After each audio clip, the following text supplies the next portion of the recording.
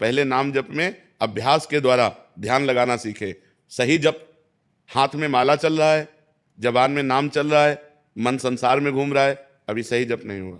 सही जप हुआ, माला हो या ना हो, जबान चले या ना चले, मन के द्वारा हमारा नाम जप। पर ये बहुत ऊंचाई की बात, इसलिए नए साधकों को घबराना नहीं चाहिए। नहीं, क्लास बाय क्लास है, भूमिका है, नाम जप की भूमिका है। तो हमें प्रथम भूमिका में चाहिए कि जिह्वा हिलाते हुए नाम जप करें, और जहां जहां मन हमारा जाए वहां से हटाकर नाम में लगाएं। बार बार ये अभ्यास करें, और जहां जहां मन जाए वहां भगवान को देखने की चेष्टा करें कि वहां भी परमात्मा विराजमान।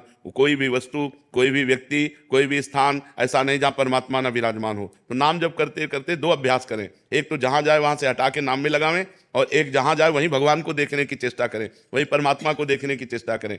धीरे धीरे हमारा मन, ये हम नहीं कह रहे कि तुम 2 महीने में सिद्ध हो जाओगे, 4 महीने में, अभ्यास लंबा खींचना पड़ेगा, क्योंकि बहुत जन्मों का अभ्यास हमारा विषय चिंतन का है। तो जब हम नाम को ध्यान पूर्वक जपते हैं, ध्यान पूर्वक कैसे कहते हैं कि जैसे हमने कहा राधा, तो अब हमारे कान में गूंज गया राधा, हमारी आंखों के सामने लिख गया राधा, चाहे आंखें बंद हो चाहे खुली हो, कोई जबान नहीं चल रही, अंदर से राधा राधा या राम राम राम राम, ऐसे एक ध्वनि चल रही, और हम उसी ध्वनि में डूबते चले जा रहे हैं।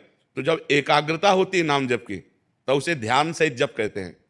जब एकाग्रता टिक जाती है, घंटा 2 घंटा टिक गई, तो उसे संप्रज्ञात समाधि कहते हैं।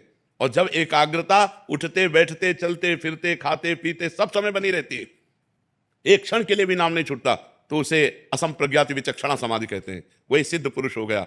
कबीरदास जी कहते हैं, ठाढ़े बैठे परे उताना, कबीर काहे हम रहे ठिकाना।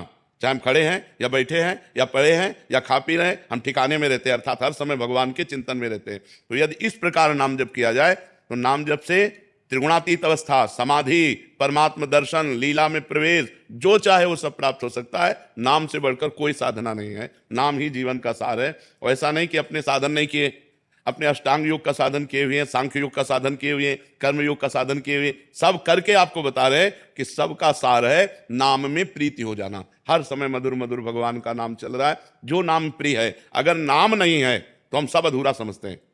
जिसके जीवन में नाम नहीं, उसका जीवन कूड़ा है। जैसे 0 0 0, क्या मतलब रह गया? अब 1 लगाओ फिर 0 रखो तो 10, 1 0 और बढ़ा दो 100, 1 0 और बढ़ा दो 1000, वो बढ़ता चला जाएगा। एक है नाम, अगर नाम रूपी एक है तो और साधन रूपी 0 लगाते चले जाओ, महिमा बढ़ती चली जाएगी। और नाम रूपी अंक हटा दो तो 0 0 0 0, कोई उसका अर्थ नहीं रहता। इसलिए सबको नाम जप करना चाहिए। नाम जप से रजोगुण ही नहीं, तमोगुण भी नष्ट हो जाएगा, सतोगुण के ऊपर अवस्था आ जाएगी, त्रिगुणातीत गुणातीत अवस्था आ जाएगी।